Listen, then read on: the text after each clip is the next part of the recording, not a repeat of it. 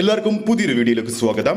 2024 ആ ഒരു രണ്ട് റെക്കോർഡുകൾ കൈവിടാതെ മമ്മൂട്ടി 2024 വലുതും ചെറുതുമായ 200ഓളം സിനിമകൾ മലയാളത്തിൽ റിലീസ് ചെയ്തു. 2024 എന്ന വർഷം മലയാള സിനിമയെ സംബന്ധിച്ച് വളരെയധികം നേട്ടങ്ങൾ ഉണ്ടാക്കിയ വർഷമാണ്.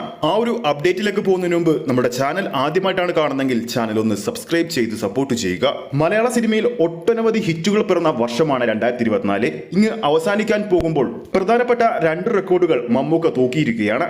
പറഞ്ഞു വരുന്നത് മലയാളത്തിലെ ഈ കൊല്ലം ഇറങ്ങിയ സിനിമകളിൽ 2024 ഇറങ്ങിയ സിനിമകളിൽ ആദ്യ ദിവസം ഏറ്റവും ഉയർന്ന കളക്ഷൻ നേടിയ മലയാള ചിത്രം എന്ന നേട്ടം ടെർബോയാണ് സ്വന്തമാക്കിയിരിക്കുന്നത്. 6,15,00,000 രൂപയായിരുന്നു ചിത്രം അന്ന് സ്വന്തമാക്കിയിരുന്നത്. രണ്ടാം സ്ഥാനത്തുള്ളത് ലാലേട്ടന്റെ മലക്കോട്ടെ വാലിബനാണ്. 5,85,00,000 രൂപയായിരുന്നു ചിത്രം അന്ന് സ്വന്തമാക്കിയിരുന്നത്.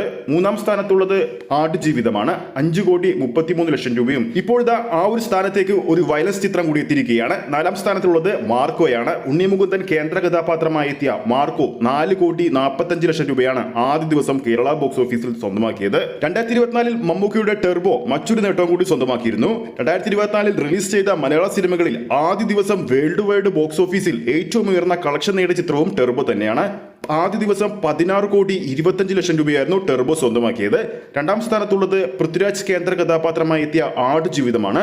6,05,00,000 രൂപയായിരുന്നു ചിത്രം അന്ന് സ്വന്തമാക്കിയിരുന്നത്.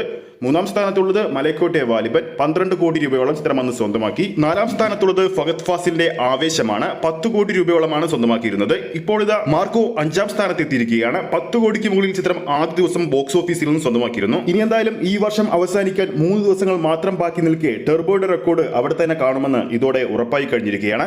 അപ്പോൾ നമ്മുടെ പ്രേക്ഷകർക്ക് 2024 ഇറങ്ങിയ മലയാള സിനിമകളിൽ ഏറ്റവും അധികം ഇഷ്ടപ്പെട്ട ചിത്രത്തിന്റെ പേര് താഴെ കമന്റ് ചെയ്യാവുന്നതാണ്. ഈ ഒരു വീഡിയോ ഇഷ്ടപ്പെട്ടിട്ടുണ്ടെങ്കിൽ വീഡിയോ ലൈക്ക് ചെയ്യാനും ചാനൽ സബ്സ്ക്രൈബ് ചെയ്യുന്ന കാര്യം വീണ്ടും ഓർമ്മിപ്പിക്കുന്നു.